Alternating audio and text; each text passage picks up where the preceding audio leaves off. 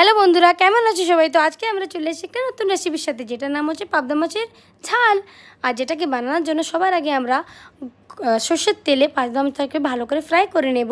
আর একটা মিক্সি গ্রাইন্ডারে আদা, জিরে আর কাঁচা লঙ্কা আর টমাটোগুলোকে ভালো করে পেস্ট বানিয়ে নেব। তারপরে আমরা গরম তেলে কালো জিরে আর পেঁয়াজ দিয়ে ভালো করে নাড়াচাড়া করব। ওটাকে একটু গোল্ডেন ব্রাউন হতে দেব। আর তার মধ্যে অ্যাড করে দেবো আমরা 8-10টা ওই কী বলে কাঁচা লঙ্কা। তারপরে তোমাদের যতটাই ঝাল পছন্দ ততটাই নিতে পারো। আমাদের একটু ঝালটা খুবই বেশি খাই, তার জন্য একটু লাল লঙ্কা টঙ্কা দিয়ে আমরা বানাচ্ছি, তো একটু দেশি স্টাইলে তোমরাও বানাবে আর ট্রাই করবে। আর আমাদেরকে অবশ্যই কমেন্ট বক্সে জানাবে যে কেমন হয়েছে এই রান্নাটা। তারপরে এই যে তেলগুলো ছেড়ে দিলেই ভালো করে আমরা মশলাটাকে পাকিয়ে নেব।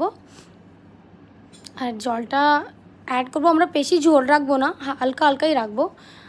তারপরে যেটা ফোট আসলেই আমরা মাছটাকে অ্যাড করে দেব। আর আপনাদের পাবদা মাছের ঝাল রেসিপি রেডি। অ্যান্ড গরম ভাতের সাথে ট্রাই করেন, please do comment. Thank you for watching, bye by.